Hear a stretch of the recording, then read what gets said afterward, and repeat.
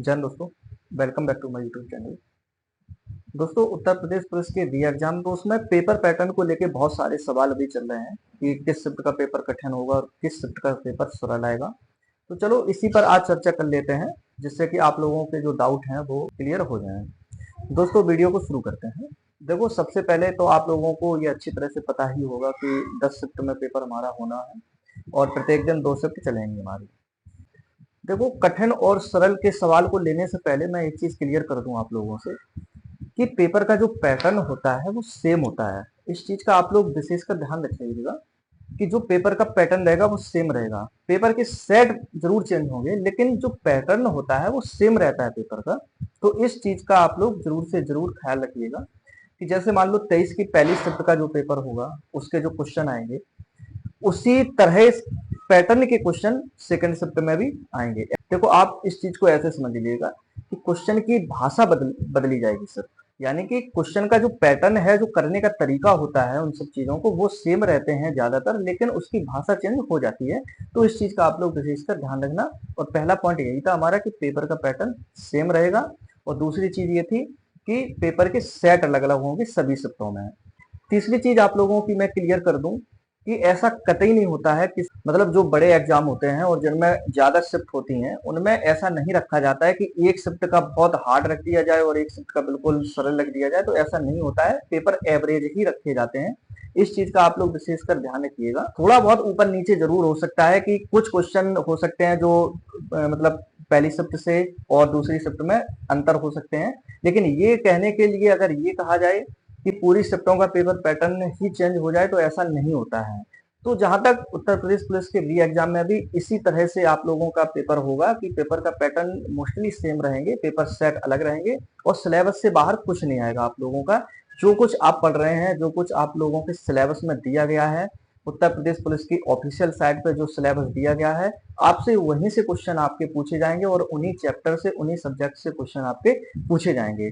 तो ये चीज आप अपने मन से और ये डाउट क्लियर कर लेना कि पेपर बहुत ज्यादा कठिन होगा और सभी शिफ्टों के पेपर कठिन होंगे या सरल होंगे, या बहुत पहली शिफ्ट का ज्यादा कठिन होता है या दूसरी शिफ्ट का। तो ये सब चीजें इस वजह से और लगती हैं कि जैसे मान लो जिसका 23 शिफ्ट में फर्स्ट में पड़ेगा तो अब वो एकदम से बैठेगा पेपर में जाके, ठीक है। तो अब ये तो त्रिकालदर्शी तो कोई है नहीं, या त्रिनेत्री या अंतर्यामी तो कोई है नहीं कि हम कैसे क्वेश्चन आ रहे हैं और क्या हमको पता है इन सब चीजों का। तो इसमें क्या लगता है, फिर हम लोग हेजिटेट हो जाते हैं, मतलब घबराने लगते हैं उस चीज के लिए। तो वही पैटर्न हमको कठिन लगने लगता है। तो इस चीज का विशेष ध्यान रखना।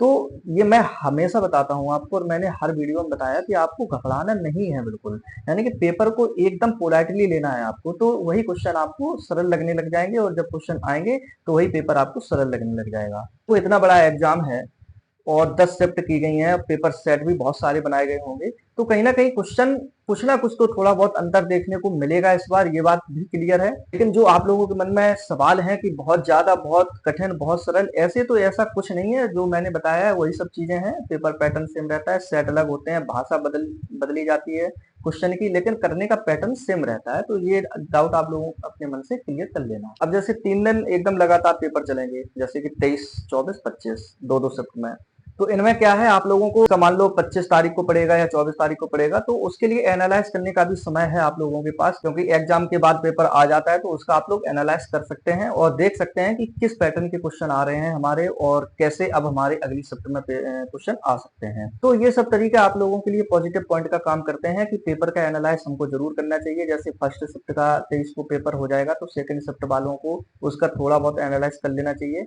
पैटर्न देख लेना चाहिए कि क्या पैटर्न आ रहा है हमारा, कहाँ से क्वेश्चन उठाए जा रहे हैं और किस तरीके के क्वेश्चन आ रहे हैं। तो इन सब चीजों को जरूर आप लोग देख लीजिएगा। इसके बाद फिर आपके बीच में गैप दिया गया है और फिर 30 और 31 अगस्त को पेपर है। तो अब जब 30 अगस्त वाला फिर से अभ्यर्थी बैठेगा पेपर में, तो उसको फिर से अपना ये लगेगा कि अब मतलब शुरुआत फिर है एकदम से, तो फिर वो हेजिटेट होगा, घबराएगा। तो इसलिए हम लोगों को पेपर कठिन और सरल लगता है, और ऐसा कुछ है नहीं। वैसे पेपर का पैटर्न और सिलेबस और हर चीज उन्हीं से रखी जाती है। और री एग्जाम है चूंकि ये, और बड़ी वैकेंसी है, तो कहीं ना कहीं थोड़ा बहुत अंतर देखने को हमको मिल सकता है, लेकिन उससे आप घबराइए मत बिल्कुल। और ना ही इन सब चीजों को अभी इस समय अपने दिमाग में लाइए, क्योंकि समय बिल्कुल आपका नजदीक है एकदम। अगर इन सब चीजों में आप लोग पड़े रहेंगे तो कहीं ना कहीं डिस्टर्ब हो सकते हैं, जैसा कि मेरा मानना है। बाकी आप लोगों की इच्छा है जैसा आप कर सकें उसमें, और फिर आप लोगों की क्षमता के ऊपर है कि आप जैसा पढ़े होंगे, जैसा आपने परफॉर्मेंस दिया होगा अपने प्रति, और जैसी मेहनत की होगी वही आप लोग पेपर में अपना कर रहेंगे जाके। ये सब डाउट आप लोग और घबराने वाली चीजें ये सब दिमाग से अपने मन से बिल्कुल निकाल दीजिएगा, क्योंकि समय नहीं है आप लोगों के पास। ये मैं हमेशा कहता हूँ आपसे और बार बार कह रहा हूँ आप लोगों से, तो समझदारी आप लोग दिखाइएगा इन सब चीजों में। दो बातें और ऐड कर रहा हूँ मैं इस वीडियो में, जो कि थोड़ी महत्वपूर्ण है। जैसे कि टेलीग्राम और व्हाट्सएप में फर्जीवाड़े की हलचल देखने को मिल रही है, तो इन सब चीजों में मत पड़ना। ये आपके लिए फ्रॉड का काम कर रहे हैं बिल्कुल 100%। शासन एकदम सतर्क है, और जो इस तरह की अफवाह फैला रहे हैं और जो इस चीज को फैलाने का काम कर रहे हैं, तो उन पर शासन की नजर बिल्कुल है और उन पर सख्त से सख्त कार्रवाई निश्चित होनी है। अब एक चीज मैं आप लोगों को और बता देना चाह रहा हूँ कि इन सब चीजों से पढ़ने वाले जो बच्चे हैं उन पर बहुत असर पड़ता है इन सब चीजों का। तो आप लोग इस फेक चीजों में बिल्कुल कतई भी मत पड़िएगा, और ना ही इन सब चीजों को सोचिएगा एकदम से। शासन और भर्ती बोर्ड एकदम से बिल्कुल निपुणता के तरीके से आपकी भर्ती परीक्षा करवाने के लिए निपुण और एकदम प्रतिबद्ध है, ये आप लोग अच्छी तरह से जान लीजिएगा। और अब ये चीज वो अभ्यर्थी करेंगे जो बिल्कुल ही तैयारी नहीं किया, जो पेपर एकदम से देने जा रहे हैं, या जिनको बिल्कुल ही समझदारी नहीं है इन सब चीजों की, जो कभी देखे ही नहीं है इन सब चीजों को कि साइबर फ्रॉड क्या होता है, ये फ्रॉडपंती क्या होती है, तो वो लोग कर सकते हैं इन सब चीजों को। तो मैं इस वीडियो के माध्यम से उनको भी सतर्क करने की कोशिश कर रहा हूँ कि इन सब चीजों के चक्कर में आप लोग बिल्कुल मत पड़िएगा, ये आपके पैसे ऐंठ जाएंगे। और एक चीज आप खुद इस चीज का एनालाइज करके और जरा दिमाग लगा के बताइए कि ऐसी सिचुएशन में जब परीक्षा नजदीक हो, तो ये चीजें तो देखो उमड़ती तो है ही। कोई आपको स्कैनर देके आपसे डायरेक्ट पैसा मांग सकता है कि पेपर देने के लिए। ये खुद आप दिमाग में लगा लो कि वो डायरेक्ट स्कैनर, अगर मैंने कल एक टेलीग्राम पे देखा है मैसेज, वो डायरेक्ट स्कैनर दे रहा है कि 20,000 रुपए में इतना पेपर, ये पेपर और वो पेपर। तो ऐसा कतई नहीं होता है। आप स्कैनर करके स्कैन करेंगे, 20,000 आपके चले जाएंगे, ना आपको पेपर मिलेगा ना कुछ मिलेगा, 20,000 और गवा बैठोगे इन सब चीजों के चक्कर में। तो मेरी राय यही है कि आप लोग मेहनत से पेपर दीजिएगा, और जितनी मेहनत आपने की है वही परफॉर्मेंस पेपर में रखिएगा। ठीक है, तक आपका री एग्जाम नहीं हो जा रहा, आपको एकदम से सतर्कता बरतने की बिल्कुल सख्त से सख्त जरूरत है, क्योंकि इन्हीं सभी के चक्कर में हम सभी लोगों का पूरी मेहनत, जितनी भी आप लोग मेहनत की है, सब पे पानी पड़ जाता है। तो इस बार बिल्कुल सतर्कता से आप लोग पेपर दीजिएगा। यही शुभकामनाएं हम लोगों की आपके साथ। और एडमिट कार्ड जो है, जिन जिन लोगों का 23 तारीख को पेपर है, मतलब दोनों शिफ्टों में, उनके एडमिट कार्ड जारी हो चुके हैं। वो अपनी ऑफिशियल वेबसाइट से एडमिट कार्ड डाउनलोड कर सकते हैं। ये भी कहीं ना कहीं बहुत सही चीज है कि जिसका जिस शिफ्ट में पेपर हो रहा है उससे 3 दिन पहले एडमिट कार्ड जारी किए जा रहे हैं। तो ठीक है, इस वीडियो के माध्यम से आपको एक महत्वपूर्ण जानकारी देने की कोशिश कर रहा था मैं। आप लोग समझदार हैं तो जरूर इन सब चीजों को फॉलो करिएगा, और किसी भी तरीके से किसी भी अफवाह के चक्कर में मत पड़िएगा। और क्या पेपर कठिन क्या सरल, इन सब चीजों के चक्कर में मत पड़ो। जो मेहनत है अपनी उसी को करते रहो अच्छे से, और वही पेपर में अपना परफॉर्मेंस देना।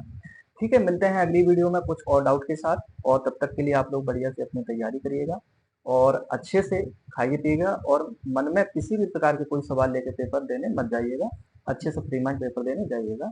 ठीक है, मिलते हैं अगली वीडियो में, तब तक के लिए आप लोग बढ़िया ख्याल रखिएगा अपना। जय हिंद, जय भारत।